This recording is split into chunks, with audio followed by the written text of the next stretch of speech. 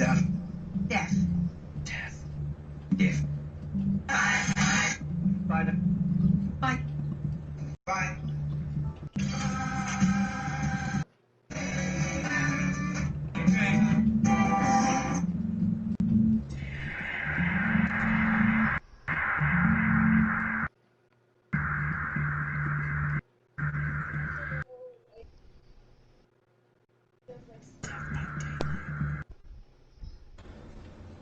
Hello everybody and welcome to another episode of Death by Daylight. This is episode 13. My name is Josh. I'm your host. I am joined today by Ernie. What up, what up? I am joined today by Jesus. Hey, what's going on, everyone? And our good friend straight from the Velvet Elvis, our good friend Caesar has joined us tonight. How you doing, Caesar? Yo, doing alright, man. He has definitely commented before, so you're familiar with some of the things we're about to talk about inevitably. We had some technical difficulties. We had some scheduling difficulties. Jude, I'm assuming, will be here at some point, but Caesar has graciously stepped in. Do you want to give a plug for yourself, Caesar? Anything you want to plug? We'll see. So I'm the beverage director at the Velvet Elvis. I'm one of your cocktail friend buddies. I know we got a couple people in our circle that are all about the drink. Yeah. And just overall nerdiness. I actually might have been the one that introduced Ernie into Dead by Daylight. Yeah, you were. Damn. So we've got a fucking OG here. The something that started it all, because we wouldn't be here without Death by Daylight. Obviously, we do have Darrin did send us his bartender minute, so we'll hear that. Maybe Caesar can have a competing bartender minute if he feels like the drink isn't appropriate enough. Ooh. And tonight we are talking about aliens. I was under the impression that we were going to have a lot of alien episodes, fruitful, wonderful alien episodes. After talking and having conversations this week, this might be the only one. So enjoy it, and I know I'm going to.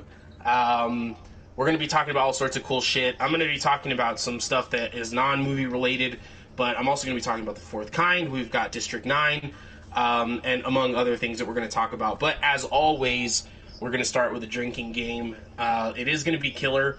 I hope that Luis is here, because Pyramid Head is going to happen. He's been wanting that for a long time.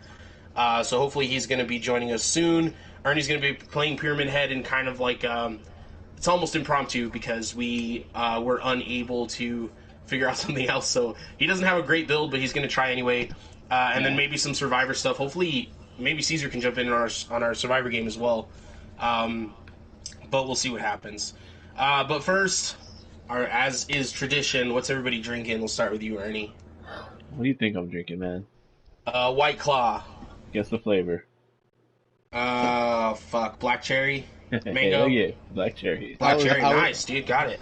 I was Luis really is gonna here. think you were gonna go with semenology drink. What do you think I'm drinking? Semen. Semen, come on, straight, baby. Straight.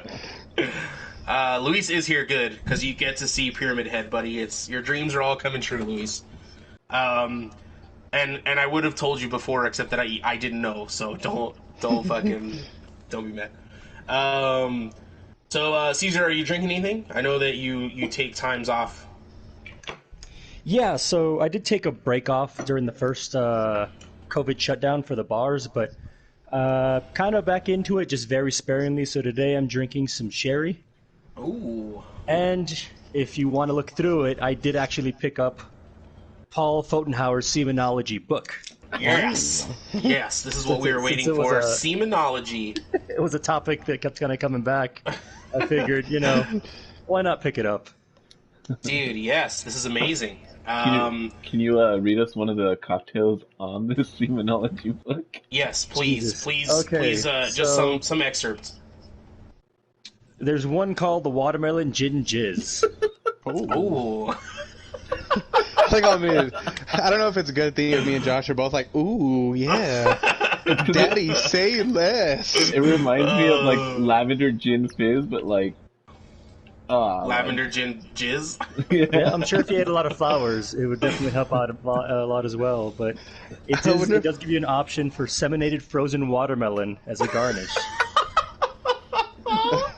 So, I usually keep me some frozen seminated watermelon in the freezer. Yeah, so I was wondering. Ready to go. I was wondering what I'm going to use this for one day, but now I know I can make a drink. So read us all about the watermelon gin. What? I'm sorry. the watermelon gin jizz. There we go. Yes. What does semenology have to say about that? All right, so it says modern semenologists have discovered the delicious drinks of the Prohibition era. This fruity, bubbly drink is perfect for a luncheon on a warm, sunny afternoon. Yeah, I don't think I've ever had a drink where I was like, you know what would really enhance this? Fucking jizz. Like, well, so that's the whole thing about semenology is that it says that it adds some kind of salty flavor that other things just don't offer. add salt, no? That was exactly my point, Jesus. Thank you. Just add some goddamn salt. Instead of Darrin hit it. I think the first time this was brought to your attention, he was like, "Well, it kind of makes sense because it was the idea of adding salt to cocktails is still fairly new. It kind of emerged last decade, sometime 2007, 2008, if not a little sooner. But that was the first thing he picked up on. Is like, I get it, but maybe this is the wrong approach." Wait. Yet there's a whole book about semen cocktails, and I've never heard the salt cocktail book. You said this goes back to the Prohibition era? So wait, has semen in drinks been in longer than salt in drinks? Like, people are like, you know what, let's add semen. How about salt? Let's add semen first. I think the idea is semen or Prohibition related, not the actual semen in the drink. I don't think people were coming into drinks during Prohibition. I think that was the kind of thing you would get killed for back then. I think I get what happened then. Someone this was probably guy fucking like, came in my drink. like someone probably saw this dude like sitting at the bar like, I fucking hate this guy. And then that guy goes to the restroom. He's like, I'm a fucking jizz in his drink. And the guy probably came back and he's like, this cocktail is phenomenal. This cocktail has a little extra cock in it. So the guy that came in his drink was like, holy fuck, he likes it. I wonder what it tastes like. Is it that good? So he goes home and like, He made the sound that me and Josh made. He tried it and said, "Ooh, it's tasty." This guy I went to high school named Sid admitted to everybody in the football locker room one day that he tasted his own semen. And I always thought he was one of the weirdest dudes ever. I couldn't look him in the eye after that. It just never clicked again. Anyway, Jesus, what are you drinking tonight? Please tell me semen. Well, not mine. I'm just imagine. Would that be worse? Is that worse? I guess maybe. I don't know. Well, just tell us what you're drinking. I'm drinking a Bird Dog apple whiskey and Sprite. Bird Dog apple whiskey and Sprite. Is that all in a can, or is that something you made? No, it's the Bird Dog apple whiskey, and I just added Sprite to it. I get it. Okay. our friend Josh is a real big fan of flavored whiskeys. I fucking hate flavored whiskeys. Anything. Actually, you know what? I drink Fireball, but that's the only one. And I don't even consider it whiskey. I just consider it some cinnamon fucking lava in my throat. I am drinking among my favorite beers ever. I am drinking. I'm drinking freshly squeezed. Semen. Yeah, thank you. I was hoping you were going to seize that opportunity. From Deschutes, and I also have some Deep Eddies grapefruit vodka. Pride of Texas.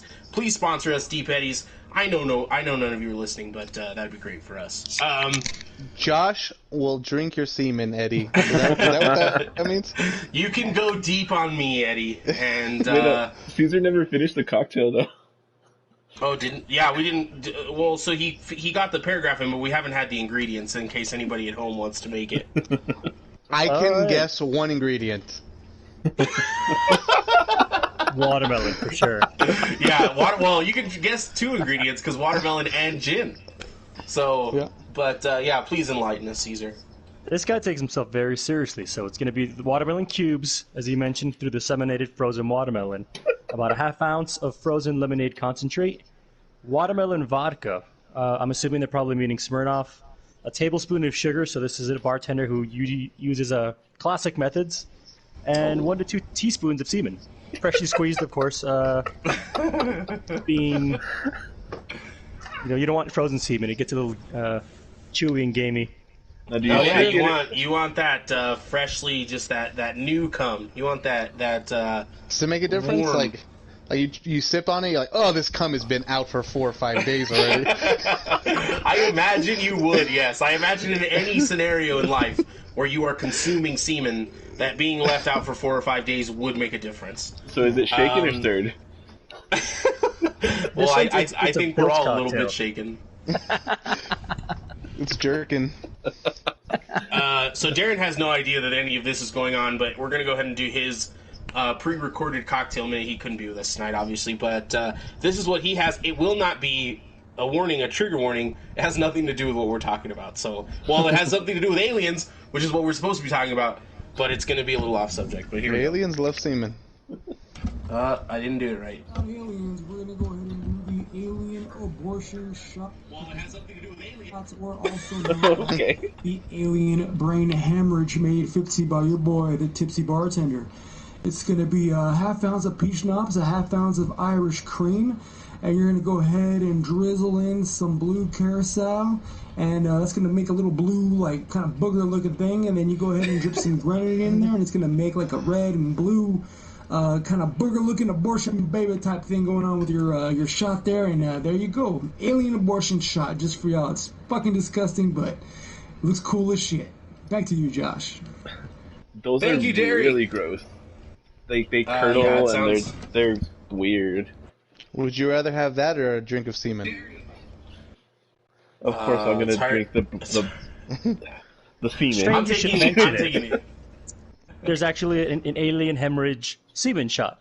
Oh my No, god! there is not. It's the same build that Darrin just mentioned. You just substitute Bailey's Irish cream for People's Irish cream. You find an Irishman. She'd like to have a go, lad, behind the dumpster of the parties. And then you I'm obviously get him to come in a glass, and then you put it in your alien abortion. Josh, you put can you your, give your us- Irish semen into your alien abortion. Go Can you ahead. give us like your best impression of an Irishman giving you his semen? I didn't really want to do this at first, but the longer you go, it feels like a better and better idea. I've not had a good time like this, nice drunk. About 4 months since me last left me, but I'm glad to get back on the horse and give you my semen.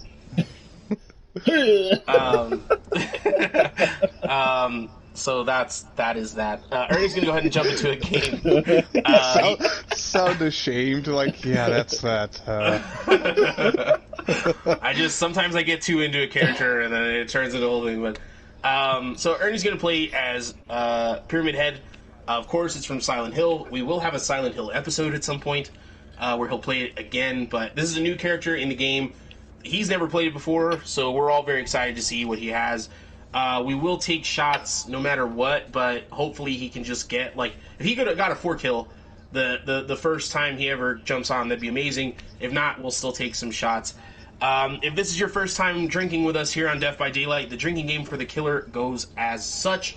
You're going to take a drink for every hook. You're going to take a drink for every... you're going to take a drink on the first and third kill, and we take shots on the second and fourth kill if he gets there.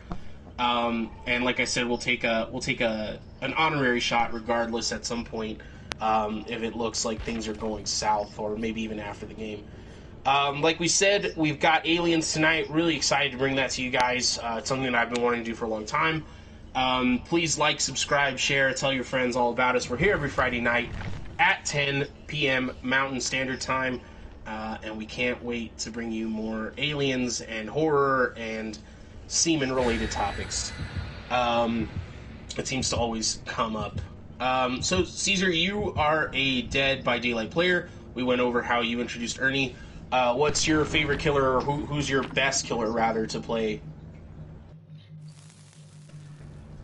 Caesar? Sorry, it cut out me while. No, yeah, Favorite, you're good. favorite killer? I'm not all that good at this game, but I do love trolling people, and I think the Doctor's a really good troll character. Nice. Fuck. He's a pain in the ass. Fucking Dodge. Yeah, he is a troll character. And I mean, I'm why? gonna get called names anyway. Like 10-year-olds will add me and call me all sorts of cunts and whatnot. So it's like, if I'm gonna earn it, I'm definitely gonna go for it. And what makes him like a troll character? He has like some gimmick or mechanism. He can make people scream. Like, he has this ability where, like, he shocks you and you scream, so he can find you a little bit easier. And Yeah, because then I get juked and I can't chase people very well. So it's like, well, I'm just gonna make you scream the entire time I'm around you. Nice. he has also an ability where it confuses your character, and you've seen those skill checks that we have to hit. Well, they'll make them go in reverse, and they just happen randomly. So you're thinking you're gonna get a regular one, and it just fucking goes in reverse, and you fuck it up, most of the time. So, well, at least I do. Ernie's like, I don't fuck them up. You fucking suck at this game. Okay. I mean, that's good stuff. So we're in the game now, as far as I can see. Again, this is his first time with Pyramid Head. From what I can tell, the weapon looks pretty fucking awesome. But he has to carry it in front of him, which might be annoying, I guess. I don't know. looks like the same knife I got circumcised with. You got circumcised with a Buster sword? Yeah, by Pyramid Head. It was fucking. It was nuts, bro. We've already got nuts. somebody down. That's pretty goddamn impressive. That wasn't very long.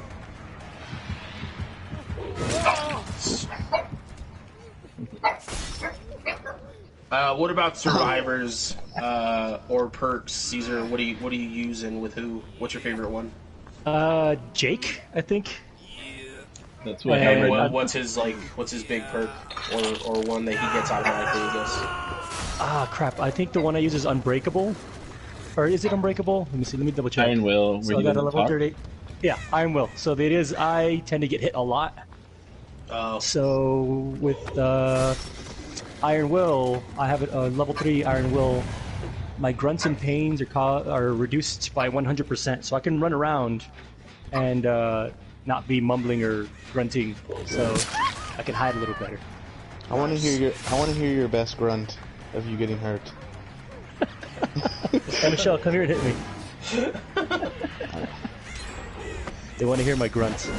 I just want to hear if you were getting stabbed by Pyramid Head, I want to hear how you would sound grunting. Jesus, I don't know if that'd be a grunt. I don't know if my mic can handle that. My character, she just moans sexually. Like, every time I get hit, I'm just running around trying to fix a generator. Like, Now I know why you play this game so much. I get it. I mean, I have my dick out with a cocktail glass. I'm like, you gotta make me another drink. Someone stabbed me. I'm gonna be making all sorts of drinks while I listen to this. You just get hurt on purpose. Just fucking get people to knife you down. So we were watching, recently we were watching somebody stream who was fucking amazing. She was the Huntress. Umbra. And what? Umbra? That's her name. Oh, well, she was fucking throwing hatchets across the map and fucking hitting people. And I was incredibly impressed. And it made me realize how bad everyone I know is at this game. But we do get 4Ks, and I think that's really what matters. You son of a bitch. What? You gotta be fucking kidding me. Alright, well, this definitely is a first on Death by Daylight. I just got iced. Oh, yes. Oh Excellent. my fucking god. Okay, cool. Who iced you? Heather? Yeah. Alright. So Jesus' wife has just iced him. You could explain it if you want to, Jesus. I'm gonna be chugging this like a dick right now. So why don't you go ahead and go for it? Lovely. So getting iced is something that we do in our group of friends, where someone hands you a Smirnoff Ice, and you have to immediately get on a knee, and you have to chug the entire thing before you can get off of your knee. It's a great game. It's not really a game so much as it is just a mean thing to do to somebody. A Smirnoff Ice almost guarantees that you're going to get a headache the next morning because it is chock full of sugar. Jude is here, I think. Can you hear us, buddy? Yeah, can you hear me? I can hear you. Have you ever been iced, Jude? I haven't. You've not been iced. Well, I mean, if you ever come back to old El Paso and all of us are able to actually see each other again, maybe you will get iced. Got to give a shout out to Heather for getting Jesus in the middle of the podcast. Absolutely love it. She was indoctrinated not that long ago into the icing ways, and it's good to see her pass it forward. Jesus sounds like he's in a lot of pain, and that's what we like to hear. Jesus was trying to get Caesar to do his best groaning, but this is really pretty fucking fantastic groaning, if you ask me. Yeah. So, besides this ice, have any of y'all ever tried ice? You know, crystal meth. Shut the fuck up. I have not. No, thank God, because apparently it's very addicting. It makes you feel like you're in Dead by Daylight. I mean, it's fucking nice. I don't know if I'd want to feel like I was in Death by Daylight, like someone is fucking hunting me. Yeah, I guess that's true. Sounds like a goddamn nightmare, but people love meth, so maybe it isn't. It's a pretty big problem in some parts of the world. You taking a drink tonight, Jude? Am I taking a drink? Yeah, like are you having a drink? Sorry, the ice is still in me. Sorry. Yeah, I'm drinking a pineapple cart. So. That was a good. Yeah, they are pretty good. Really like pineapple carts. Not a big fan of all the carts, but I do like melon cart. I do like pineapple cart. How do you feel about the mango cart? I wasn't a huge fan of the mango cart, which is interesting because I really like mango and mango drinks, but yeah. I didn't love it. Maybe a little chamoy up the butthole, and I'll like it better. So Ernie has no kills right now. I mean, I'm not gonna talk shit because I know it's the first time you're really using him. I think what you're doing right now is talking shit, but yeah, I guess I am. I love it. I'm not gonna talk shit, but he fucking sucks. Yeah, I mean, not going well, but again, this is his first time ever. He's debuting his Pyramid Head with here with all of you on Death by Daylight. So props to him for being brave and getting out there and doing his thing. Are there how many generators, Jesus? Because I can't see. They have one generator left. Ooh. And 3 gens. What? Oh, it's a 3-gen map? No, they're 3 gens, which means all their gens are in the same spot. Oh, I get it. Luis said one hell of a drug, so... Meth? Are we talking about meth here? I guess we are. I hope he's never done meth, but I can't say definitively that he hasn't, so... Luis, if you do... Next week, if you're willing to do meth on the episode, we'll put you on, bro. Oh my god. Just tell us what you're feeling, man. Just tell us what you're feeling. Yeah, I feel like that's a step too far, but I don't do know. neighbors that would probably be down if you guys want. I'll ask one of them. Is Phoenix a meth town? Is that a thing over there? Yeah. Shit, I'm even doing meth. Dude, the only thing I know about Phoenix is they have fucking ASU, and when I was like 9 years old, Girls Gone Wild at fucking 2 in the morning on Comedy Central would come on. I was like, I want to go to this fucking college. Bro, there's a lot of casting couch that goes on around here. I want to be the couch. Be careful. You guys just I want to be the please? casting couch. You don't have to fuck me, just fuck on me. Just fuck on top of me. Yeah, you should provide that service. Just look into that. I'm sure somebody will fucking subscribe. On a much more wholesome note, my favorite part of going to Phoenix used to be Arizona Mills. It's Mills? one of the cool. With an F? No, not Mills. Arizona Mills. I went for the Arizona Mills. The meth and the Arizona Little moms Mills. out there. They can fuck you. Yeah, I used to go there and they would take my semen and then drink from it like it was the body of Christ.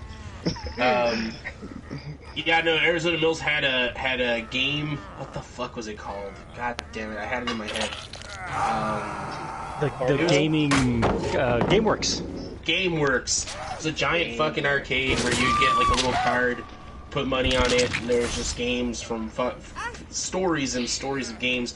We used to play like some fucking safari game, and then there was like fishing games and motorcycle games, and it was fucking awesome. I used to love it. First place I ever played Mario Tennis. It was really, really something special. And then they had like this Warhammer store, like this store specifically dedicated to Warhammer, which was fucking crazy as a little kid to watch that shit. It was really fun, but not as fun as Girls Gone Wild, I don't think. Or being a couch. Or being the casting couch, or someone that went there for something actually called Arizona MILFs. I imagine whatever was going on there was a lot more fun than what I was doing, but unfortunately I was not taken to Arizona MILFs. I was taken to Arizona Mills. They also had a Charlie's Cheesesteaks, which even as a little kid I was very into. Still dope. So, Ernie... Ernie, you got one? I think you might get one kill. Ooh, that guy got Well, lucky. there's a couple of people in front of him. Are they escaping? One of them got really lucky. So 2 people have escaped? 3 of them are. They're all gonna escape, actually, but it's all good. Oh. Maybe if you had yourself an Arizona MILF. Manny said he just started listening and the first thing he heard was drinking semen. Maybe my comments are behind, but we were talking about that for like the first 10 minutes of the episode. Maybe we talked about it again recently, I have no idea. I know we're gonna talk about aliens, but let's do the semen. I'm just kidding. This is a semen episode. Well, I mean, Josh, what would you be more scared of, an alien or drinking someone's semen? An alien. Michelle, Drinking an alien semen. Drinking an alien semen. Michelle, unfortunately, you were supposed to drink on a hook or on the first and third kill. Unfortunately, none of that happened. Neither did the shots, the second or the fourth. I mean, I hooked them all. I just couldn't. Oh, okay. Well, then, you should have been drinking on the hooks. But now that's over. So what you can do instead is that we're all just going to take a shot together, and you can take that shot with us. I don't know what Ernie's going to do. Are you going to do Survivor next? Yeah, I'm gonna do Survivor. Give me 2 seconds. I'm gonna go grab my bottle of Bullet. I'll be right back. He's gonna jerk it. He's got some cocktails to make. Yeah. Hopefully he doesn't grab that bottle as bad as he played. Gibby, guess what I found out? So we're going to, while Ernie grabs his bullet and pulls his goal horn, we're going to be pouring shots. We're going to take shots here in a second. This is going to be our first shot of the night, but maybe we'll take some shots depending on what happens in the Survivor game, and then we will dive into our topic for the night. Ernie, let me know when you're ready. Ernie! You just hear him in the background, like, He's You like, hear oh, the he's grunts, doing but his there's no grunts. he's practicing his grunts. I guess he doesn't have that Iron Will perk. So, how does a very white person say that they came? I've arrived. I have arrived. So here, cheers everybody. Here is to encounters of the fifth kind, which is the ones where you have to drink their semen. So, do you remember back in the day, real quick, bum fights? First encounters of the first kind, first encounters of the second kind, and first encounters of the third kind. I had all 3. Hashtag Dude. bling bling the crackhead. Fucking bling bling. My sister used to date a guy who used to look like bling bling. Even as a kid, I knew that bum fights were fucking disgusting. So I really honestly, I couldn't watch them. Although apparently a lot of people had a lot of fun with them. But Every time you come around, you're gonna hear this. 9mm. The fucking bling bling has his crack pipe hidden inside his collar. Oh, you know what? That actually does ring a bell. I did at least see part of that. It's where he's hitting on that girl, and he's like, "Hey, girl, can you say bling bling?" Oh my god. Well, We should So bring tonight- we should Cheers bring to bling bling bling bling. for our meth. Bring bling bling on for our meth Try meth and episode. Try and say What? it. Why are we gonna have a meth episode? Cause it's terrifying. It's a rabbit Meth hole heads that are you're gonna scary. go down. Okay. Alright, you well, can I'm gonna inject it, shoot you this can bullet smoke now. it. We already shot. I took a shot already, Ernie. I took a shot too. Well, I'm done All with right. that shot. So tonight we are talking about aliens. As I briefly mentioned in the before part, in the long, long ago, I thought there were going to be like a bunch of alien episodes. Apparently, no one here is scared by aliens except me. So this might be the only one. But we do have some good stuff for you tonight. I'm going to talk about the fourth kind. I'm going to talk about the call that from Area 51 to Art Bell, the famous radio host. We're going to be talking about District 9 and all that stuff. But first, I want to hear from my lovely co-hosts about why aliens don't scare them. Not a fucking tirade. I want one reason from each of you who aren't scared by aliens to tell me why. We'll start with you, Jesus, the main culprit. I mean, look, okay. The idea of aliens and everything, it's scary. I just trying to watch movies about aliens. I just feel like I don't know. I have a hard time dealing with it.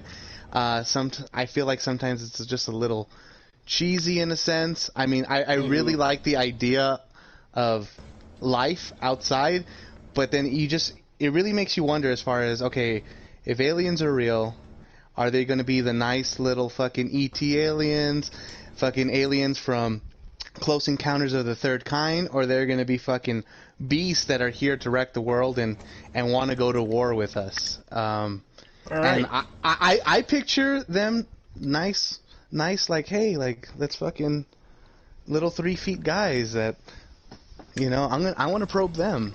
No, I'm not gonna let them probe me, but Eloquently put. I specifically asked for one reason, but that's all right. I'm going to refute everything you just said, and I'm glad you said all of those things because you couldn't be more wrong. What about you, Jude? What do you got for me? So, am I terrified of them? No. Well, I guess I would have to have one in the room with me. and fuck it on top of his shoes.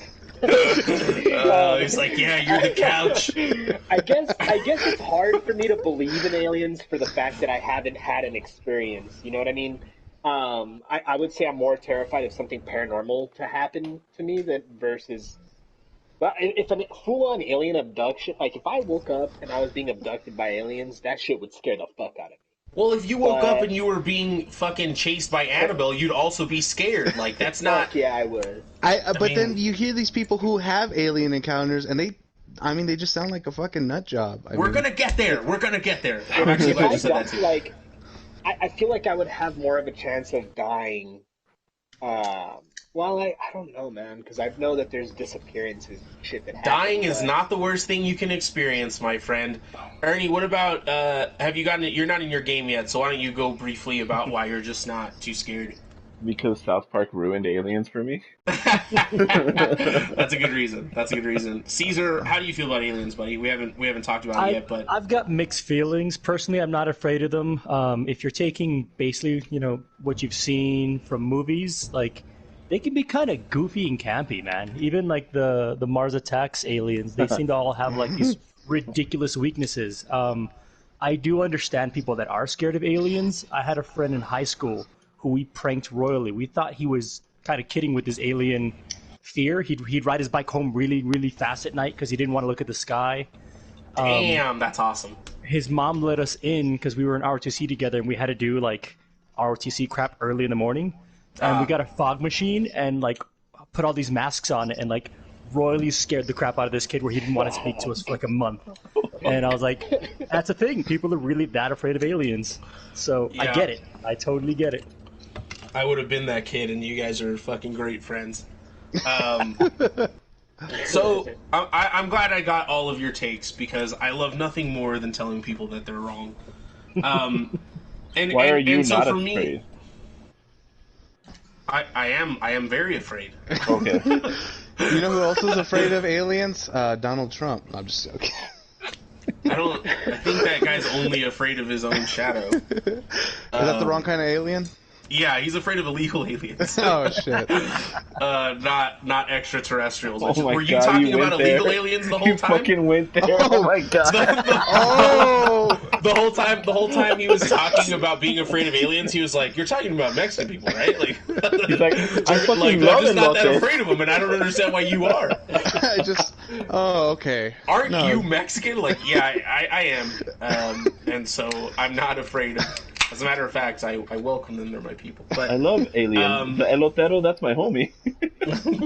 I don't want to kick a mouthful. I don't know what you want to.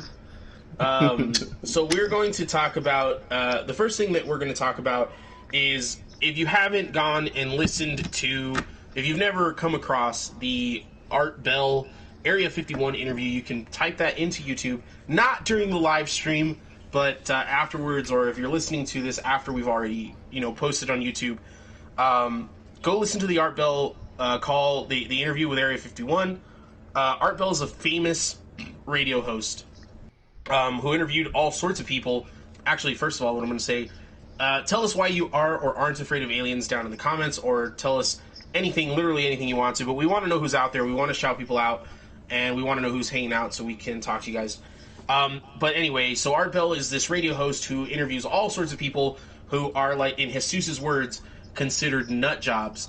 But Art Bell treats everybody with a lot of respect, and every caller, he doesn't say they're crazy or anything like that. He sits there and he listens, and some of the stories that these people tell, while some of them are outlandish and nobody believes them, some of them are incredibly creepy because he allows them to have this platform. And one of those calls is the call that I'm talking about, where an employee from Area 51 calls in. And I wish I could play the whole thing for you right now, but we're obviously not going to do that.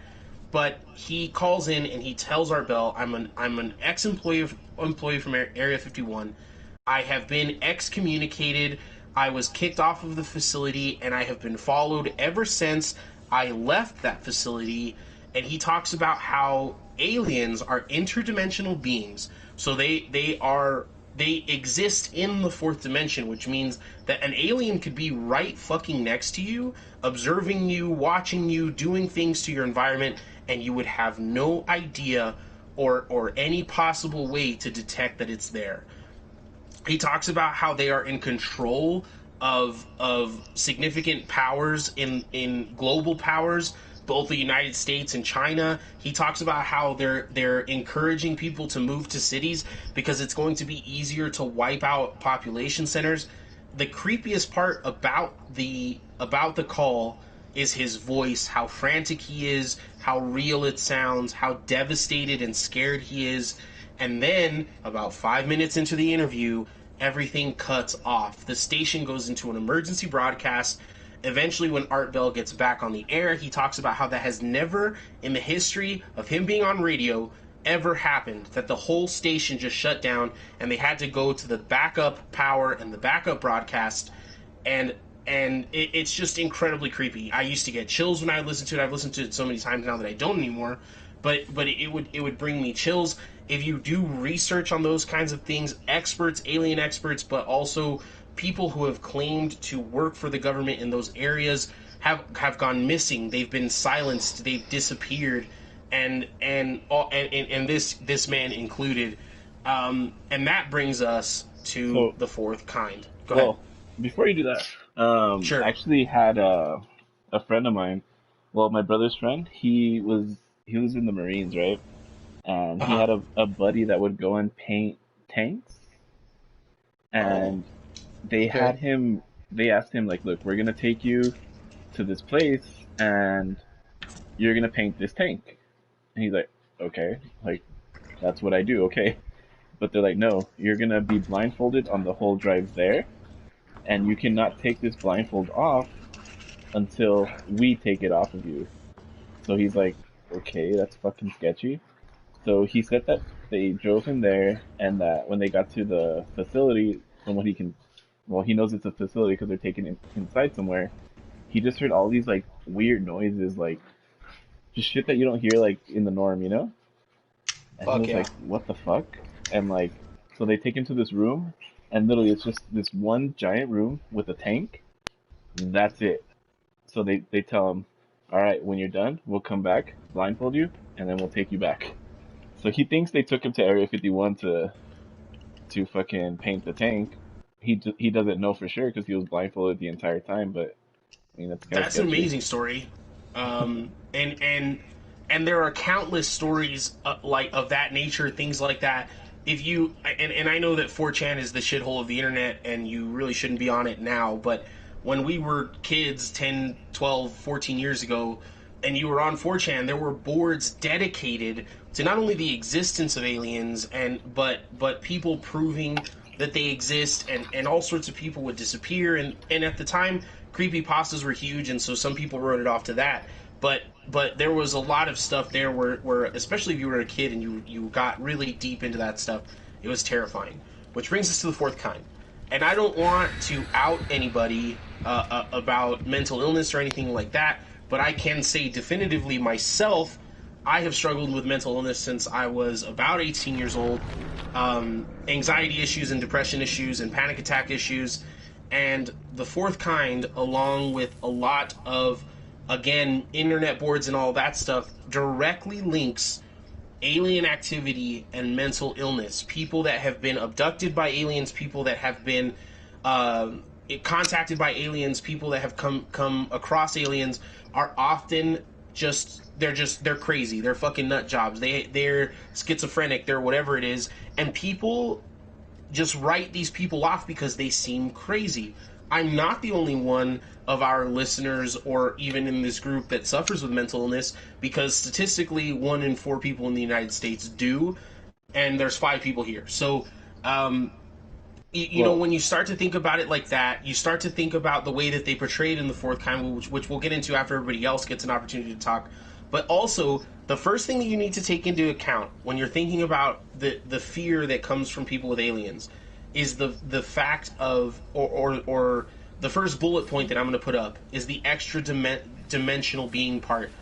If they are fourth dimensional beings, that should immediately put doubt into, well, they'd have to be here, or they're not around me, they're not affecting me. If they are here, which I'm going to make the case for later that they very well could be, they could be right the fuck outside your house, they could be in your room, they could be fucking grabbing a Smirnoff Ice out of your fridge. You would have no fucking idea. And that's what the first part of the things that the first in a long list, and I won't get to everything, but that's why you should be fucking scared instead of being scared of fucking Chucky or some other shit like that. Like aliens are a plausible thing that could happen. Now I want to get everybody's thoughts. Ernie's playing, but we'll start with Caesar since he's our guest and he hasn't gotten to talk that much. But what are your thoughts so far, Caesar? So fourth dimensional aliens are absolutely terrifying. I totally get it. Holy crap. I know I listen to a podcast occasionally with have you heard the Reese Darby podcast? It's about aliens, and it's more of a comedic take, but he has people that have had encounters or alleged encounters that call, and some of them have these weird like matter shifting stories. They're kind of all sorts of creepy. So to that end, like, holy crap, yeah, I get you. I smell what you're stepping in. Michelle made a good point in the comments there. Yeah, so what we've got from Michelle here, who is with Caesar, like in the same room, so we're glad that she's watching. She's also one of our dear friends, is that she says that especially if they sorry, I started with the second comment. I think many accounts of aliens and abductions, specifically those that say it happened in the middle of the night whilst they sleep, is a result from sleep paralysis, especially if they deal with high stress or the aforementioned anxiety, depression. Sleep paralysis plays with your mind as your body sleeps, the perfect combo to tie aliens and abductions. Glad you brought this up, Michelle, because we have had a sleep paralysis episode when we were talking about Freddy Krueger, and I agree with you. I think that there has to be a percentage of these alien abductions that do have to do with sleep paralysis or nightmares or some kind of mental illness. I think that if you're paranoid schizophrenic, for instance, and you do have hallucinations and you do hear voices, you may tie that specifically to something that you attach from the real world, which would be maybe an extraterrestrial being. But there are things with aliens that we can't explain, and we can't give to sleep paralysis, and we can't tie the two together. And if I had several episodes to get into this, I would go deeper, but that's the only rebuttal that I'm going to give right now, while we get some other opinions, and then we will continue where we're going. Jesus, what do you got so far for me, buddy? You're still not impressed? No, you know what? Like, I want to say that I'm not impressed. It's honestly, out of every, besides the actual serial killers from what we've discussed, you know, Freddy Krueger or any of these, movie killers, aliens are the only ones that there's a very, I wouldn't say that they're not real, because I would believe it's stupid to think that there's nothing else out there. The idea of them being in that, fourth dimension, like you're saying, it's a very scary fucking concept. I just, perhaps it's a blame on Hollywood, or just the fact that whatever research that I've done so far, I don't get scared of it. It's not something so terrifying in that aspect. I know, before, growing up, looking into shit like Area 51 and it being so guarded, and what the fuck are they hiding? And I do believe that the government is hiding a lot of shit from us. So you see how people panic and shit like that. So I think if they were to come out and say, yeah, fucking aliens are real, fourth dimension, fucking people would go into panic. So it would be stupid for them to admit to some shit like that. It's just, I don't know. I really on the fence with it.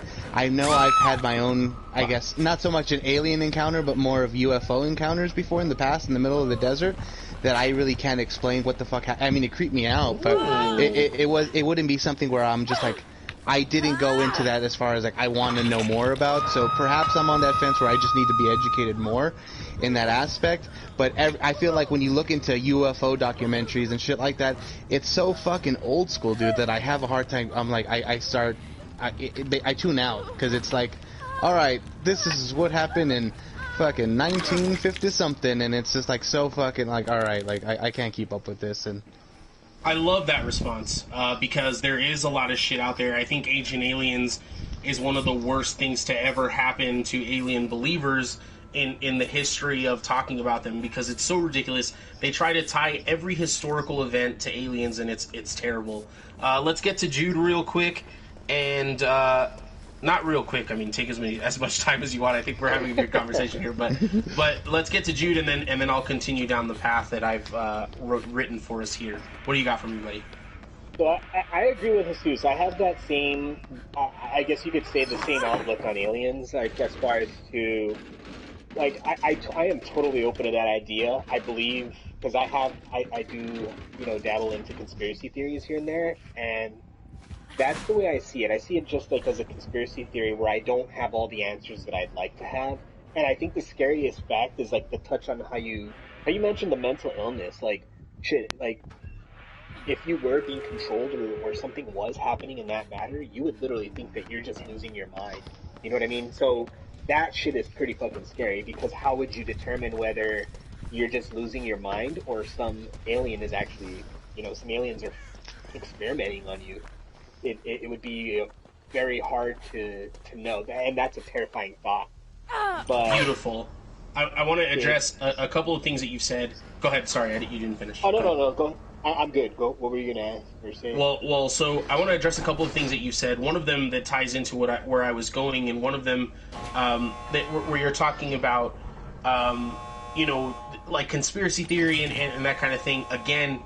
And also Luis has said, haven't they confirmed UFOs? Yes. Earlier this year, amid the COVID panic, they had military confirmation that UFOs exist. And they tried to hide it under all the COVID stuff, and I certainly don't blame them for all that. But go look it up. The military, the Air Force, and the Space Force, unfortunately, has confirmed that UFOs do exist. And when we're talking about the mental illness, which is something that I brought before, and you admitted yourself right now is terrifying. So when you first have a panic attack, and I don't know how many of you out there have experienced this or not, when you first have your first bout of anxiety, when you first have your first bout of a panic attack, maybe even super severe depression, you feel like something is happening to you that is completely 100% out of your control. So you don't know where it's coming from. You were this happy-go-lucky kid that, you know, was just doing their best, and then all of a sudden your brain and your body are attacking you. Your heart rate goes up, you can't breathe, your brain is thinking of every negative thing that's ever happened to you in your life. You can't see anything through a lens of joy or happiness or any of those things. And then you watch The Fourth Kind, and it makes all of that shit worse. Because these people, these patients that are going to this doctor and telling her that they have these problems are being controlled and abducted and experimented on and invaded by alien presence and alien people and ancient alien powers, not to use their fucking stupid ass show, but that's the only way to put it, that are now controlling and taking over these people and their minds and their bodies, so much so that one of the gentlemen kills his whole family, which is not... So the movie is fake. I'm sorry if you haven't seen it. They're going to try to sell it to you like it's a real thing and like they all of this was based off real events. Obviously it isn't. If you have half a brain, you know that. But just because they weren't exactly like the names and the locations doesn't mean that these things haven't happened before. There have been multiple cases, not even multiple, 10s, 20s, 100 cases of people who have done horrendous things to people that they love and have said that there was alien influence, and they don't ever go away from that story. Not when they're in jail, not when they're executed, not when they're... None of that. They always insist that this is what's happening. Some of that is mental illness, yes. Some of that is sleep paralysis and sleeping issues, yes. But what percentage of that could possibly be real? So I'm going to get away from The Fourth Kind, even though we didn't go into the movie, like the details of the movie. You should watch it. It's about a therapist who has patients who are having all sorts of really fucked up problems. It's a quote-unquote found footage film where you see inside of the therapist's office and you see these people get taken over by these aliens and them try to figure out, and then her son gets abducted. It's fascinating. As far as horror movies are concerned, it's fantastic. Don't get away from it. It's a great horror movie. Watch it. Isn't there a theory that aliens are like owls? Like owls are actually aliens? Because yes. So not just any owl, but specifically northern species of owls, the snow owl, the large barn owl of North America. It started off in a long time ago, and people just wrote it off to people thinking that because they can turn their head 360 degrees or very close to it, like 355 degrees, that made them an alien species. Obviously, that is not the case. They just do it because it helps them hunt. But there are a lot of things connecting aliens to owls, which they try to portray accurately in The Fourth Kind. For everybody at home, I realize I'm talking a lot in this episode. This because it's my baby. But I'm trying to get everybody involved, and I'm trying to... The reason I'm talking so fast is because we don't have an infinite amount of time left. But we are going to move to District 9 while Ernie is not in a match. We're going to... So why don't you just tell us about the movie, and I'll shut up for a while. So before we go into District 9, I just want to say that I survived that last match, so y'all owe me a shot. Let's take a shot. You know? Let's take a shot. Let's take a shot. And I won't dismiss that movie, The Fourth Kind. I watched it today again. It's been a long time since I've seen it, and it is a good horror movie. It definitely does bring that vibe as far as like they really try to play it off of it being a real events, and if you buy into it and you look in it's definitely, it gives you those heebie-jeebies, I guess you could say. I'm glad to hear you say that, Jesus. Luis, if you wanna comment below and elaborate, what's more brujeria to you? Like what specifically? Because we obviously get your comments a little bit later than you comment, so if you could just tell us what specifically. Let's go ahead and take a shot to Ernie surviving. Everybody back home, please take a shot with us if you care to. If not, that's okay. You're all adults. But cheers to Ernie and surviving. Something specific about Ernie. Can someone think of something specific about Ernie we can cheers to? To Ernie's dogs, to Covey and Marty. Ooh. Good job on the naming. Covey is a great name. Yeah. Cheers, Covey and Marty. She's I just literally gave her a treat right now because she was being an asshole. Like she was biting my feet, and I was like, "Yo, you need to chill. Here, have this treat." But cheers, boys and girls back home, both. dogs and human people. Go ahead, Ernie. So like, District 9 is, it's not necessarily a horror film, but it is, like, the idea of it's pretty scary. Like, these aliens get stranded on Earth. Like, their UFO just, like, stops, like, in the middle of a city, and it just can't fly anymore. And all the South aliens... Africa, yes? Yeah, in Africa. And, like, all the aliens come out, and they literally just, like, enslave the aliens into this camp, like, fucking Auschwitz. But for aliens. Yeah. And there's like a couple of, like, this one alien and his son that they have this, like, what is it, like a capsule, if I'm not mistaken, or something like that, where they, if they can get it into the ship, they can start it and, like, get the fuck out of there. But which like, all the aliens want to do because we as Earth people have treated them so fucking terribly. Yeah. And, it's a good social commentary. Yeah. Yes. Thank you. Yeah. Like, there's a lot of undertones of that, of course, in the movie. But there's these people that are, like, checking up on them and, like, making sure they don't have any contraband. And this dude, like, finds that capsule and he opens it and, like, he breathes it in. And he's like, what the fuck? And then, like, whatever, they take it in. They, like, punish that guy and shit. Like, they beat him up, right? And whatever, he starts slowly experiencing, like, these fucked up symptoms. And he starts, like, transforming into a fucking alien, like how they look. Like, because they kind of look like cockroaches, you know? Like, they have an exoskeleton and stuff like that.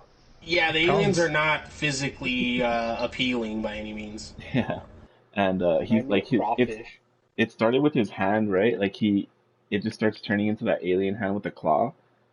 And he's like, holy shit. And slowly but surely, he just, like, starts turning into one, and sure enough, like, his own people turn on him because he's turning into one of them. So then he turns and tries to help the alien to get the fuck out of there, which they successfully do. But, like, that idea that an alien can turn you into one of them is kind of fucked up.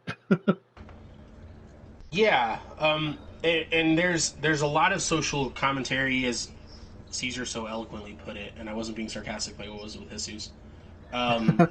There is a lot of social commentary. There is super, like, there's undertones of immigration and just general, like, nationalism, just how people treat people from different places, regardless of they've immigrated or they're tourists or they're meeting in some neutral country. Like, people just treat people from different places badly. For like there are people in every place.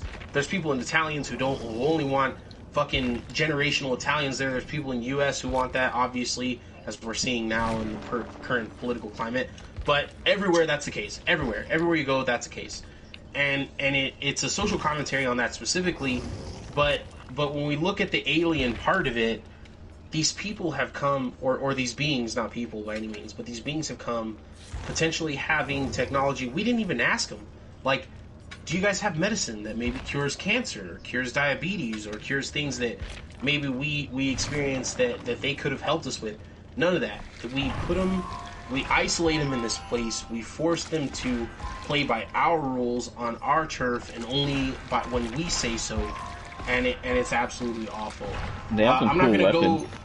Like those blaster guns where they, like, explode you, like, or they make you just, like, disintegrate. Like, Yeah, a little bit of Halo weapon in there for sure. We tried reverse engineering when they could have had them teach us. Kind of crazy. And you Beautiful know, point, GDS. the scary part is, I feel like that, you know, the accuracy of that movie, I feel like people would definitely go ahead and try to do that. So my question to you guys, as far as if aliens came out publicly, do you think they would come as far as in trying to get to know us in a peaceful way, or do you think it's going to would go into straight war? I feel like they would have already observed that. They would have, before entering, like, pretty much Earth or exposing themselves, I think that they would have done exactly what they're doing now, watch us and see what kind of beings we are before they'd introduce themselves and put themselves at risk. That's a fantastic point, Jude, and it brings me back to my board of bullet points of why you should be afraid of aliens. Number 1, they're extra-dimensional. Number 2, if you have mental illness, you're going to be written off immediately, and all alien abductions are tied to mental illness. And number 3, if they are here and they've made it this far, their technology is exponentially more advanced than ours is, because they have had to travel light years to get here and keep themselves alive and sustained, which we have not been able to figure out how to do, and we're not anywhere close to figuring out how to do that. We're not anywhere close. We're still trying to fucking get people to Mars, which is in our solar system, and these people have traveled literal galaxies away from at least the Andromeda Galaxy, at least, which is 2.5 million light years away.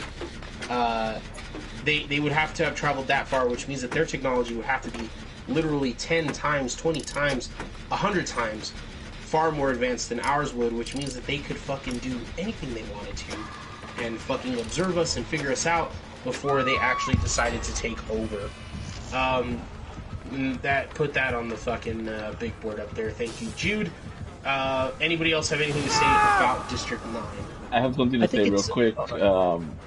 Aside from District 9, just so Josh can see I'm playing the Doctor. And that's all I have to say. Oh, for sure. I'll pay attention. Caesar, what were you going to say? No, it's so, you know, the idea of aliens having far advanced technology, I think that's why that's such a brilliant movie, and it's a bummer that it didn't get, you know, the kind of attention. I think it didn't get the attention it needed over here, but the idea of, like, someone having something that we as a species would appropriate and not have a full understanding of, it's a really great one. Again, social commentary, but secondly shows, you know, like, that adds to the scariness of it. If they had the ability to do such and they had their scientists available, like, we'd be screwed, man. Holy crap, would we be screwed? Neil Blomkamp did a really great job with that movie in kind of changing and shifting that power dynamic, and it oddly enough humanized the aliens. It made it very relatable. So it was a really good kind of mirror, although a really cool sci-fi mirror that he kind of put up in front of us. It's by far one of my favorite alien movies. Absolutely. And I think, so I don't want to talk about Arrival on this episode, because if there happens to be a second Alien episode somewhere in the distant future, Arrival's going to be my first topic that we talk about. But if you want more of this type of alien thing that has to do with social commentary and how we view ourselves in and you put it beautifully, a mirror, as we view ourselves in a mirror to the rest of the universe, how they view us and how we view ourselves in that context, watch Arrival. It also has a lot of social undertones. It also has a lot of things and themes that tie back into us as humans and our humanity versus their extraterrestrial being, literally, not them as beings, but their existence. And so we're going to move on into some other stuff that we had planned. Texas, I know you had something. You had a movie that you wanted to talk about that you watched, and what was that? So I mean, going into this same subject, I know you have been talking about as far as you're very invested in aliens. So for me, the first movie that I can remember where I actually gained fear of aliens, and it's not even a fucking scary movie, Close Encounters of the Third Kind. Yes, absolutely. It really just, as a child, it made me open my mind to, like, oh shit, is there something out there? Are they trying to connect with us? Yeah. And growing up as a child and watching that, not really knowing, like, or what the fuck is this? Okay, what the fuck, aliens?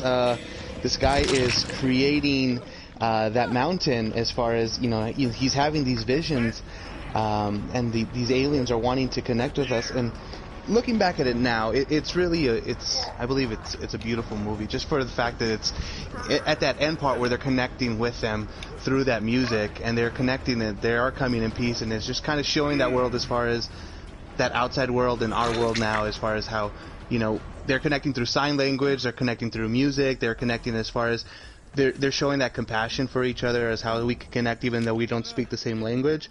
But just as a child, seeing like, oh, this movie's about aliens, what the fuck? You see those those dead animals when they're leading all the way up onto that hill. So my question, I guess, would be to you, Josh, is what movie did you first watch where you're like, oh, what the fuck, aliens? Okay, this kind of scares me. So again, unfortunately, it was not a movie. So So I watched Third Encounters or First Encounter. I watched Close Encounters of the Third Kind. I had seen The Fifth Element. I had seen Aliens. So the first part where I was like, holy fuck, this is terrifying, again, was on the internet with people telling their stories and talking about their encounters and all that kind of thing. That really made me afraid of what aliens are capable of and that they might actually be here. But Close Encounters of the Third Kind ties into Arrivals and ties into what we're talking about as far as the social commentary, because like you said, they ultimately connect to these aliens by talking through them through what they call, it's like the fifth tone or something they call it, the five tone arrangement or something like that. And they have to work so hard to communicate with them. They have to figure out how to reach them and how to develop a relationship with them, and then they eventually get invited back to the ship and that kind of thing. So again, for me, that was all of that is fascinating, and I think that there's a commentary not only for us, but how we should treat an alien life form or an extraterrestrial being when we do encounter them sometime in the future. It speaks a lot to how we should treat them and how we should talk to them, as opposed to these other movies where we're showing exactly what we shouldn't do, even though we will.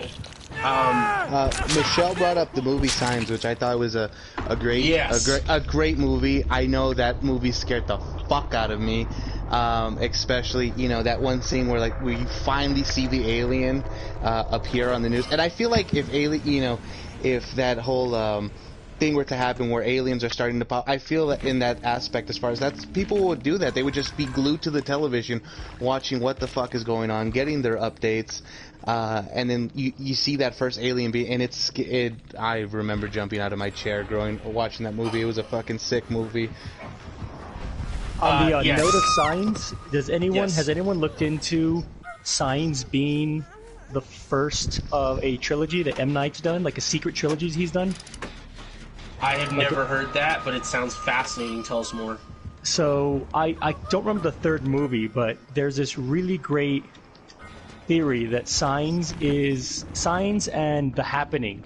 The Happening is kind of a credit movie. I remember hating seeing it, but after hearing this theory, it made it that much more enjoyable. But the idea that Signs is the first of a 3 alien invasion trilogy, where I guess the aliens that you see in that movie are the same aliens or force that you see in The Happening, but that the aliens you see physically in the first movie are here as part of like a recon. They're the warrior types.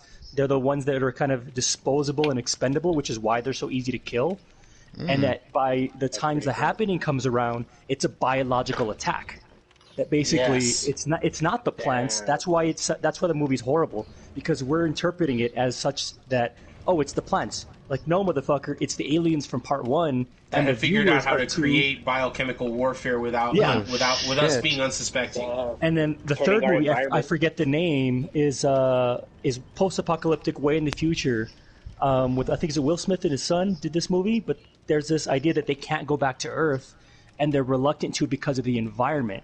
And it kind of makes sense as this whole very loosely related alien invasion, where even as the viewer of these movies, we couldn't put these together. Even though they were actually related. Holy fuck. Dude, putting that that's together fucking made them all sick. creepy as hell. I was like, holy crap. I think that guy's movie a with Will genius. Smith is called Oblivion, I think. I think that's it, yeah. Oblivion. So I think After Earth, first of all, After Earth. So first of all, I think we're going to end the conversation on Signs, because there's a lot to talk about, where Ernie's going to get one more game in and it'll end perfectly naturally with the episode. But Signs is fucking brilliant, and I was actually going to end my long tirade that I went to about how a movie didn't actually affect me. Signs is the one. If I had to pick one, the first movie that really fucked me up about aliens was Signs. It's so fucking well done. It's scary without being cheesy. It depicts, like Jesus said, people would be glued to their televisions. We would be watching every fucking update we possibly could, watching these aliens and trying to get more information. M. Night Shyamalan actually shows up in the movie and has one of his best cameos he's ever done, and one of the creepiest parts of the movie, which is where he's like, we've heard that he drives up to the house and Mel Gibson's like, what's going on, buddy? And he's like, he's super fucking out of it. You can tell he's traumatized. And he's like, we've heard that they don't like water. We're going down to the lake. And he fucking drives off. And he's like, I'm really sorry about your wife, because apparently he didn't like believe him and all that stuff before. But Signs is absolutely masterfully done. The fear, the fact that he didn't pick like a big city. It wasn't War of the Worlds. It wasn't having to survive your own humankind, like in addition to the alien invasion. It was straight up, what the fuck would you do if you and your family had to fucking sit there and go square to square with these aliens? You only are getting your information from TV, which has become unreliable because people have been telling you that aliens don't exist your whole life, and all of a sudden they're here. And so thank you, Michelle, for bringing it up. That was perfect timing. As usual, you always know exactly when to bring me a shot. And also, to answer Jesus' question, as far as like what fucked me up, what's the first thing that actually fucked me up? Signs is a perfect example and the perfect way to end this episode. So before I again go on for fucking 10 minutes at a time, what do you guys think about Signs? Ernie, you're not in the game, right? You can go first. I've never seen it. What? You ever seen it? I guess I should have asked that before. What about Scary Movie Signs? With Charlie Sheen. Your dog is dead. No, your teacher's dead, just like your dog. My dog, I ran him over coming into the driveway. The aliens pissed through their fingers, too. Yeah, and into Charlie Sheen's mouth. Those are oh my god, that's right. See, those are the aliens that I'm hoping for. So, Jude, what have you seen Signs, first of all? I have, yeah. What's your take on Signs? I really did enjoy it. But a lot of the people that I talk to that have watched Signs don't like it for some reason. But really?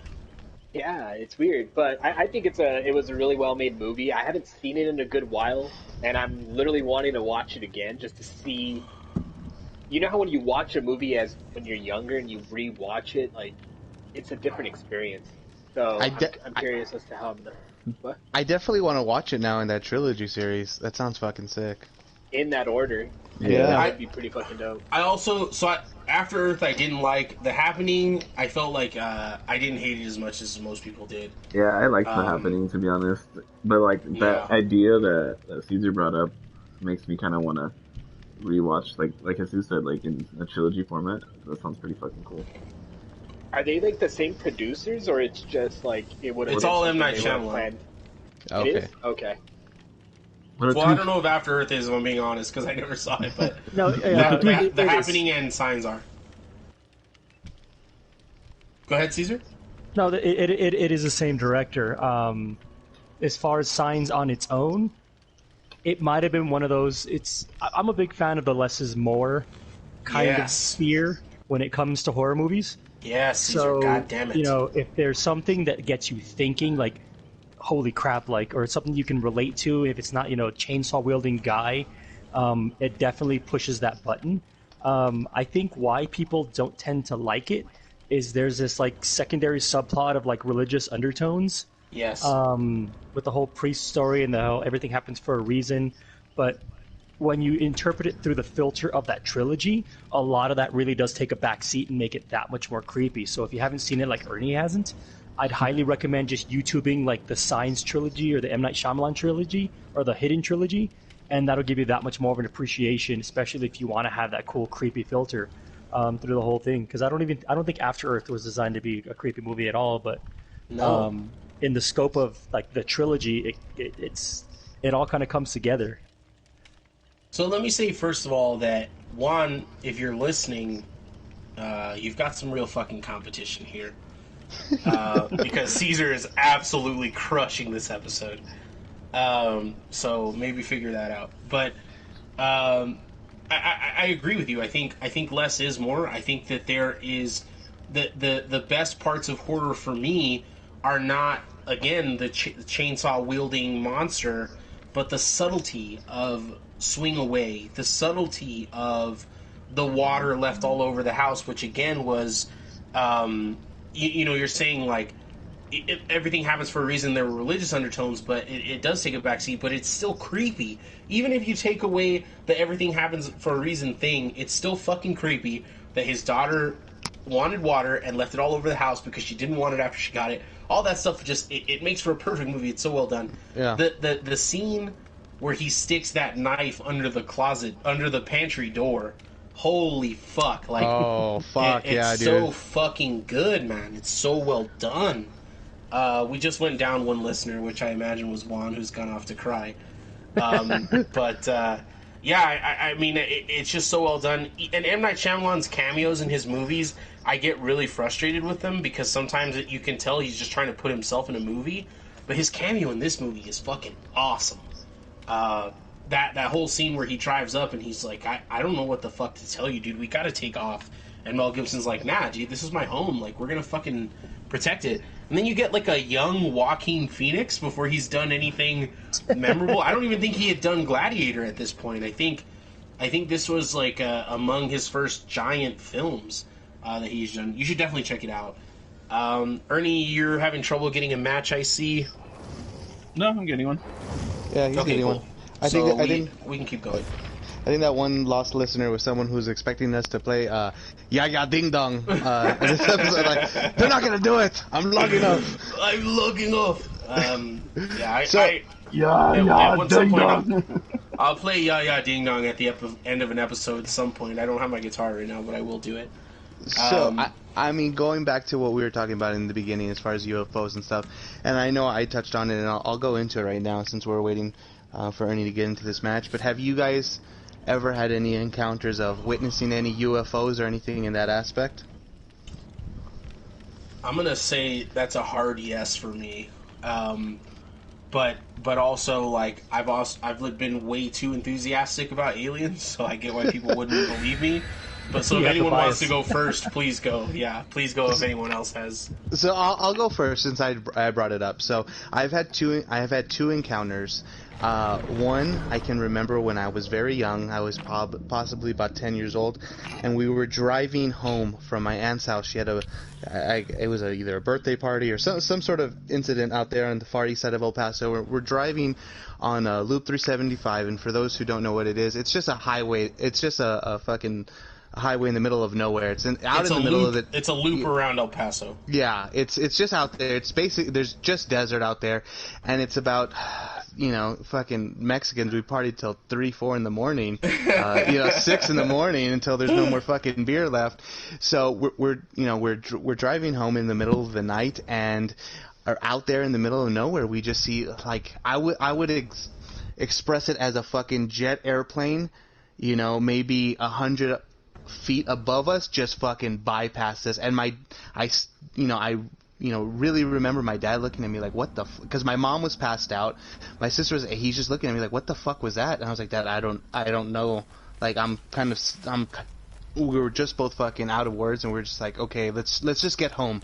Because there's no explanation on what the fuck those fast lights and what a jet would be 100 feet, 100 yards above our head, out in the middle of the nowhere, just fucking zooming past the desert. And we were just like, what the fuck was that? And, to this day, talking with my dad, we thought that was some sort of fucking UFO or something that's just bypassing. The other time would be, I was in high school, and I was taking one of my ex-girlfriends home, and she lived out there near the desert, going towards Chaparral. And out in the middle of nowhere, there was just these floating lights in the air, and they were just making different formations in the sky. And being fucking curious teenagers, we're like, well, let's see how close we can get to figure out what the fuck this is. So we drive out there to the desert, and it's just these, like, I would explain them maybe as flare lights, and they're just making different formations. They're going up and down in the air. They're making just weird combinations that I still to this day, I don't know what the fuck is going on. I'm fucking terrified. And then to find out, I wasn't the only one who saw it. It ended up getting reported on the news of unidentified lights, floating in the middle of the air in northeast El Paso. And like I said, still to this day, I don't know what the fuck it was. You know, they try to bypass it and say, oh, perhaps it's some sort of military experiments out there. They're doing something, and it's just like you're left with those questions as far as you don't know what it is, and your mind fucking starts fucking with you, thinking, oh, okay, it's aliens, or it's fucking this, or and that just that unknown. It's terrifying. I mean, I get with you what you're saying as far as it being terrifying, and it's like I said, those are my stories. What about you guys? And then she handed you a can opener. I have two. So one, I mean, I know it's come up before, but I've done my fair share of traveling, and I think on either side of the Sahara, when there's no other lights, I mean, you see this in Marfa. Michelle mentioned, you know, places that don't have a lot of light activity. You see a lot of funky stuff up in the air. But when I was in the both eastern and westernmost part of the Sahara Desert, you saw some stuff up in the sky that you're just like, what the living hell is that? But of course, me being, you know, trying to logify everything, I don't know if that's a word, you're just like, okay, I get it. You know, maybe it's just some weird satellite I've never seen before that you couldn't see because of the lights. But there was one genuine time where I was like, what the living hell? And this was, 2007. I was in Mexico around the area of Tequila, Jalisco. And there's these mountains around a little town called Ameca. Very relevant. There are these perfect spheres made out of stone in those mountains. And a lot of the locals will tell you that they're extraterrestrial. So me being the cocky fuck that I was back then was like, let's go see them. And everyone told me, you absolutely do not want to go up there. There are people that have gone missing. People come back like completely not the same. They come back, you know, a shell of their former being. They come back quiet. They don't want to talk about their experiences. And I'd been up down there twice. And I remember one time I went down with my mother, and out of curiosity, they wanted to walk up just to the top of the little hill. And as they approached the top of the mountain, they said it sounded like jet engines. And this was like maybe 200, 300 feet up the mountain. And at the higher up that first hill, this is an entire mountain range, that first little hill, it got to the point where it was louder than a jet engine, and they couldn't go any further. I went in 2007, which was like 3 or 4 years later, and we had managed to go up like 3 or 4 hills up, but then there was no known roads. And we thought we saw one of these giant spheres sitting on top of the mountain, and some of the locals literally had to drive up the mountain in a truck and told us not to go any further because like we'd disappear. So they threw us in the back of a truck, and they're like, dude, you don't fuck with these aliens. Like, they drop these here. This is where they, you know, they hang out. This is their area. Again, me trying to logify stuff, I chalked it up to whole, like, you know, maybe this is just what the drug dealers do in the area to make sure that no one comes across their grow operation. But my family members, like, they even named one of their kids Marciano, which literally means Martian, because he grew up in that area. Holy shit. That's an amazing story. But yeah, they call them las esferas de Ameca, the spheres of Ameca, in that little area in Tequila, or in Jalisco. Holy shit. So I've been to Jalisco. I've never heard, I could not have said that in a fucking worse way. I've been to Jalisco, and I've never heard anything like that. So that, I mean, that's fucking amazing, dude. And that's exactly what we're looking for here on Death by Daylight. I will tell you, before I get, first of all, give someone else an opportunity to tell their story, but go and look up UFO encounters again on YouTube. There are compilation videos of in Russia, in Kazakhstan, in the Czech Republic, in Australia, in South Africa, in the United States, in Canada, Mexico, Argentina, Brazil. One of my favorite video, all of my favorite compilation horror videos are all set to the Requiem for a Dream music. and this alien video is no different. So look for the one with the Requiem for a Dream music. It is so fucking creepy. Go ahead, Jesus. No, I was gonna say, dude, that's like, I mean, in high school, that's what fucked me up, because like I said, I saw that one time when I went out there and I was seeing that light formation in the middle of the desert. You know, you go on fucking the internet and you're trying to figure, and you're seeing the same light formation out in New York, out in fucking California, like out in the middle of Mexico. It's like, and people are claiming that these are aliens. It's like, what the fuck? I saw that. What the fuck is going on? And it's just like you're seeing, okay, it's not our local army. If it's fucking across the world, if it's across here, it just you start really fucking going into it as far as what the fuck did I just see that night? So. And then you hear that Requiem for a Dream music come in, and it's like dun dun dun dun dun dun dun dun dun, and it's fucking terrifying. It's so. Put that music to anything, and it will be the scariest thing you've ever watched. I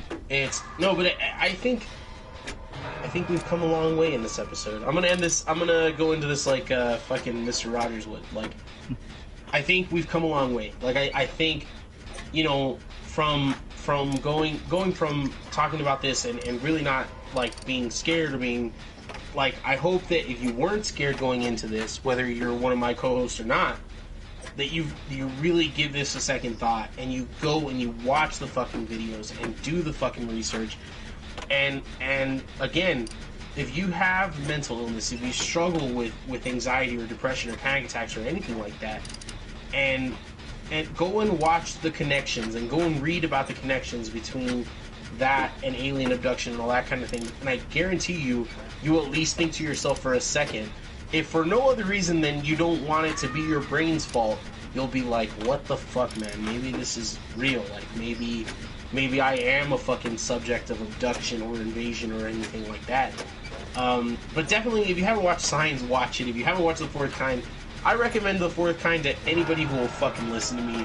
It's a fucking amazing horror movie. When Found Footage thought that it couldn't get any better because Blair Witch was kind of first, and then everyone after that was an imitator and a fucking second place, The Fourth Kind came around and fucking blew people's minds. It was so good.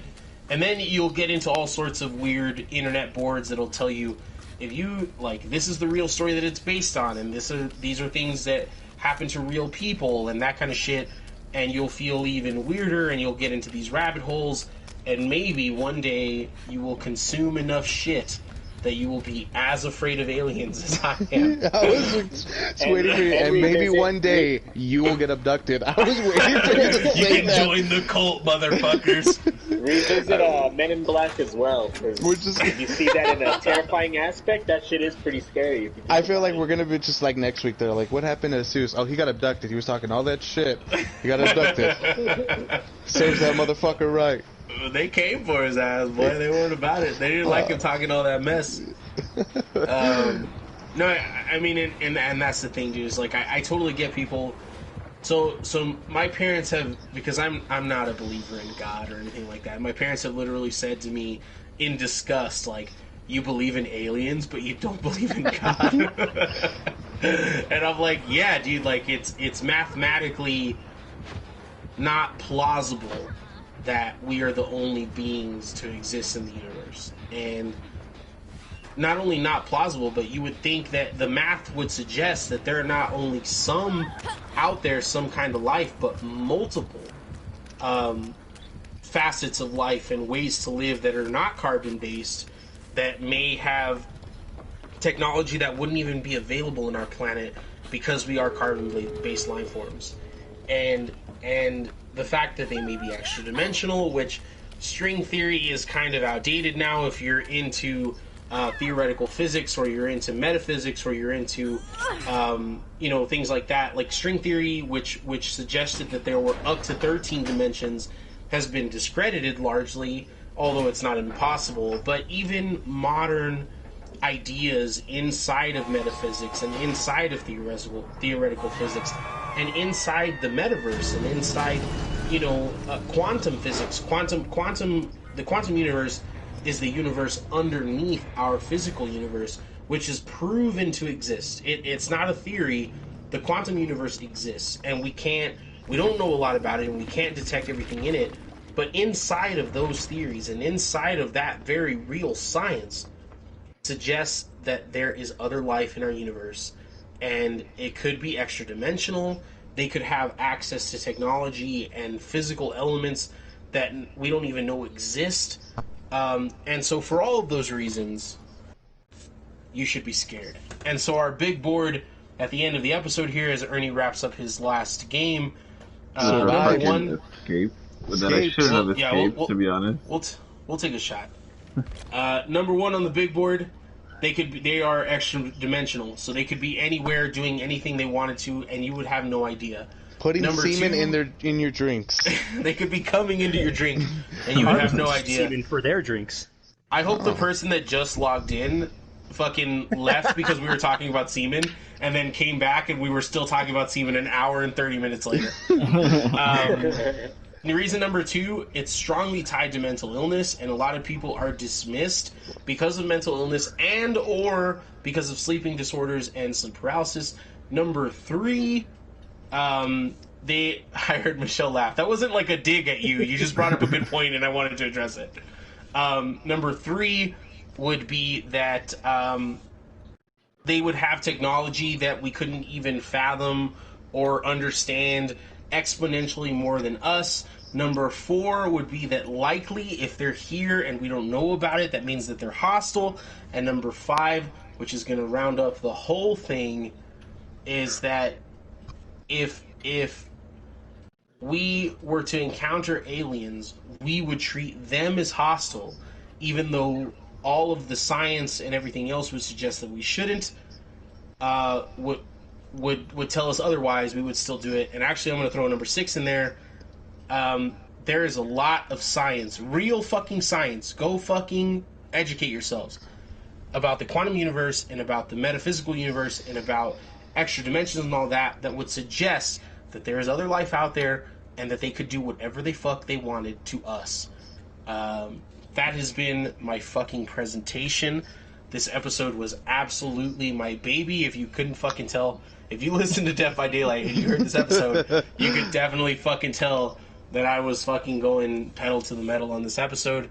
I can't thank you all enough for being here and for listening and for keeping us alive and for giving us motivation to come back every week.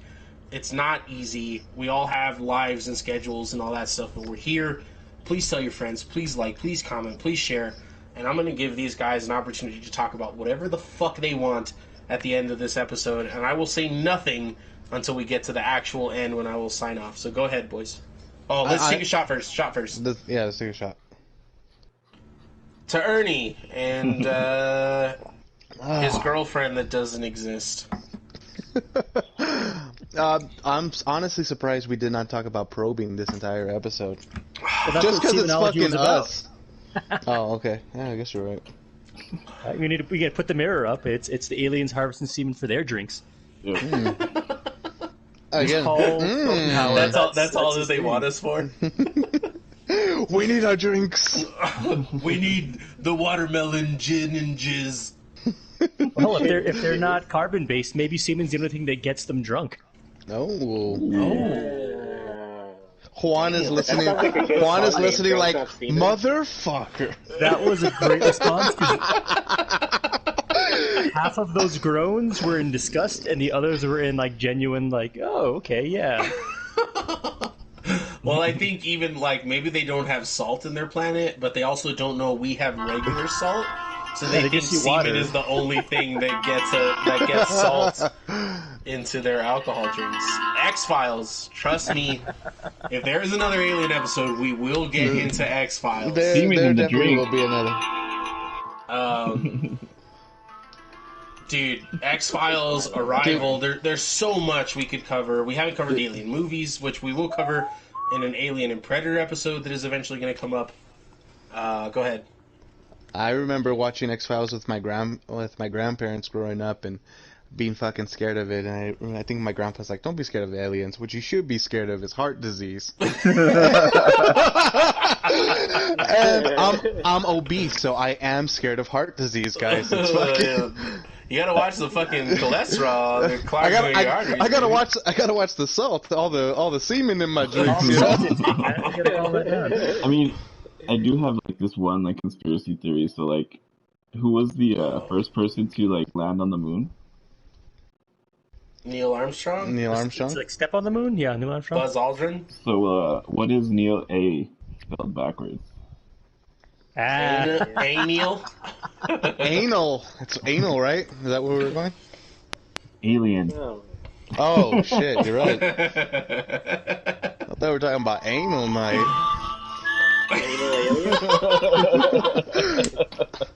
Back to the dude, probing. that music is so fucking good. I wish we could have just played that on a loop throughout the whole episode. It would have been fucking great. Jude, give us your final thoughts here on Aliens, buddy.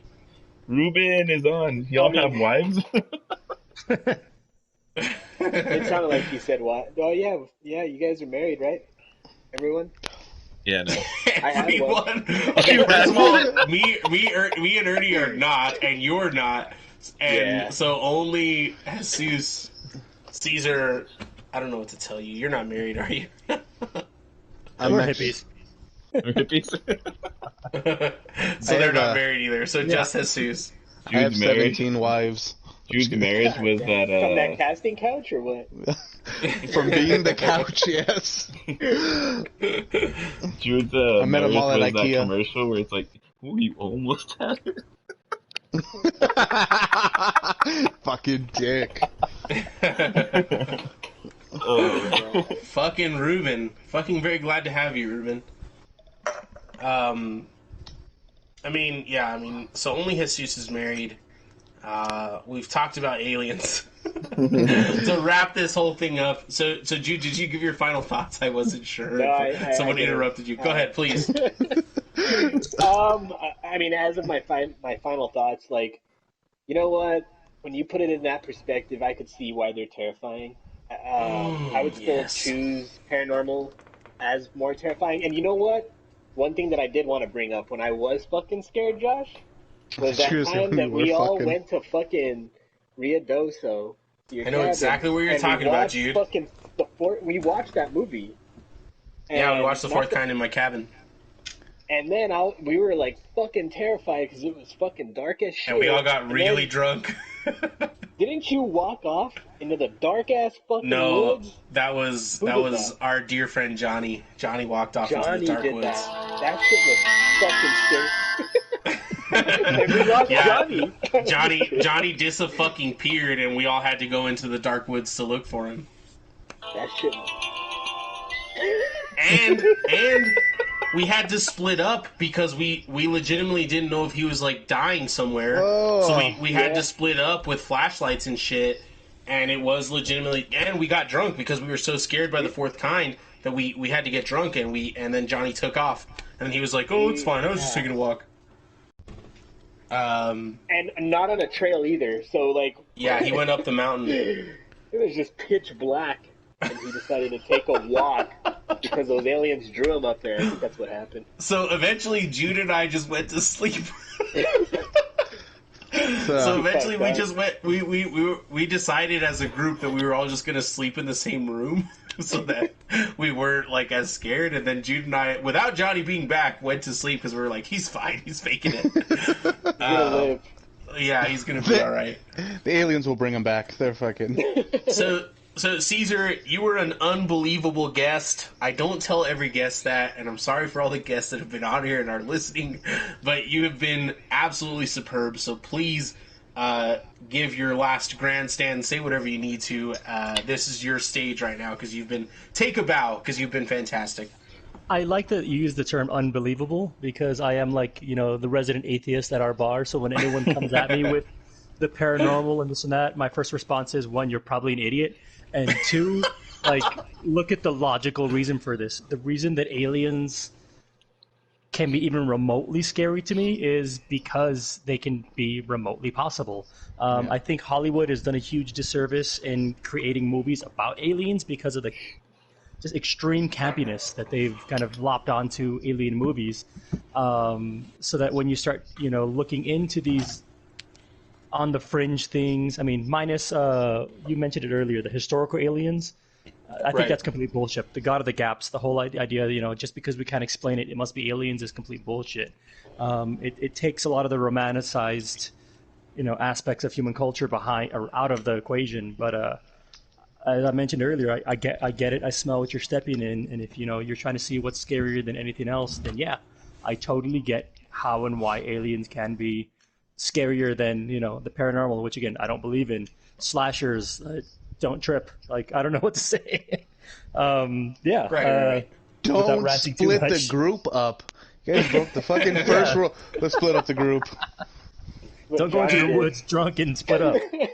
That was, dude, and I really was thinking at the time, I was like, dude, we shouldn't be doing this. This is how every horror movie starts. But also, in the moment, you're like, Johnny could be fucking dead right now, and we don't know what to do. Like, we have Johnny to could split be up to... dead. Let's go to bed. Yeah, I mean, it's because eventually, after we had looked for a lot, there was also a lot of, like, drama happening with someone else that was there that may or may not have been dating Johnny. So we eventually just left it up to her to find him and figure it out, and that's what happened. So she found him, and they came home, and everything was fine. And so that's that. Talking about aliens, who hasn't gone? Is there anyone who hasn't given their final thoughts on this whole thing? No? All right. Ernie, I know you haven't. Ernie, do you have anything to say?